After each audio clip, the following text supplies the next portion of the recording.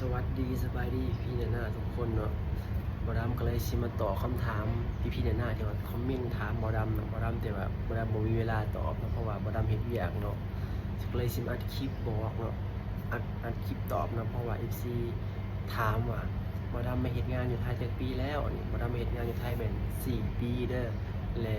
FC ถามว่าเป็นจังไดมาเฮ็ดงานอยู่ประเทศไทยม่วนบ่หรือว่าจังไดเนาะบ่ถามมาละปิดนะโคตรตลกเลยมาละปิดน่ะ สิเขาเซเว่นกับโบกล้าเขาอายเพราะว่าเขาเป็นคนผ่านนอกแต่สิมาในเมืองอะนะมันตื่นเต้นสิไปลินไปเที่ยวเนี่ยบ่ดำมัดอิดเนี่ยบ่ไปเลยลินไปเที่ยวเนี่ยเพราะว่าบ่กล้าไปเพราะว่ารถในทางมันหลายเพราะว่าอยู่บ้านไหนบ้านนอกมันบ่มีรถมาไทยว่ารถหลายเพราะฉะนั้นก็บ่กล้าไปแต่ว่าย่านมาละอิดนะเงินติดทงเนี่ย3,000 บาทมาละอิดนะบ่ดำมากินข้าวนี่ซื้อข้าวในห่อหนึ่ง5 บาท2 ห่อแล้วก็ทอดไข่หน่วยหนึ่งกินข้าวขาดหนึ่งแบบประหยัดแห้งนะแบบว่าเสียดายเงินที่ซื้อที่นั่นก็ยัดเงินบุกุ่มกินมาหาเงินเด้วเพราะว่าเขามีเงินเนาะเขาจังขามมาหาเงินอยู่ไทยพี่มาส่วง3 เดือนแรกฮะจ้อยเฮงหัวอดกินเด้เพราะว่าอยากกินยังก็อดกินได้เพราะว่ายันเบิดเงินเด้เพราะว่าเหตุงานแบบยิดกะมื้อละ300พอมาไทยใหม่ๆมาเหตุงานอยู่กรุงเทพใส่งานซื้อกินมื้อหนึ่งอะ40 บาทกินข้าว40 บาทสูงชุดเป็น60 บาทซื้อกินเพราะว่าซื้อข้าวนะขาดหนึ่ง20 บาทซื้อมาแล้วก็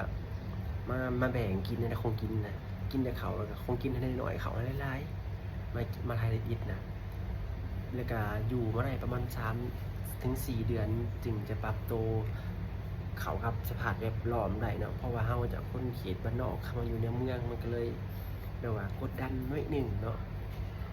แล้วก็บ่ดำมาทับอิดนะเฮ็ดงานนั่นก็เฮ็ดงานบ่ลึกเนาะเฮ็ดงานก็ได้ย้ายงานตลอดเนาะเฮ็ดงานประมาณเดือนหนึ่งเรียกว่า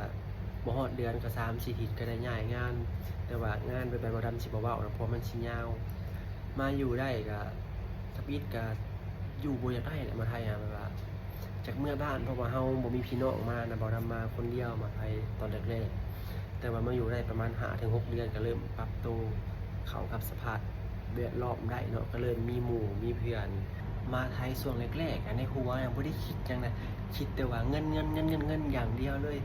กูต้องมีเงินคิดในหัวคิดอย่างเดียวบ่ได้คิดอีหยังแบบว่าจะได้เงินแห้งนะจึงจะมาไทยเนี่ย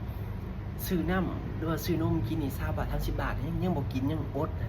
มาตอนแรกๆหมู่ก็มานำกันก็แบบว่าหมู่สนิทกับบ่มีนะเพราะว่ามีแต่หมู่ร่วมงานนะเขาจนท่วงเลยจนบอกว่าทำไมไม่กินอะไรเลยกินแต่ข้าวมันจะมีแรงทำงานหรือเปล่าก็เลยบอกว่าไม่มีตังค์นะพี่อดก่อนแบบเห็นตอนนั้นเป็นตลกแห้งตอนนั้นเนาะแล้วก็เลยอยู่มาโดนเติบเนาะจากฮู้จักว่าซื้ออยู่ซื้อกินจากฮู้จักแบบว่า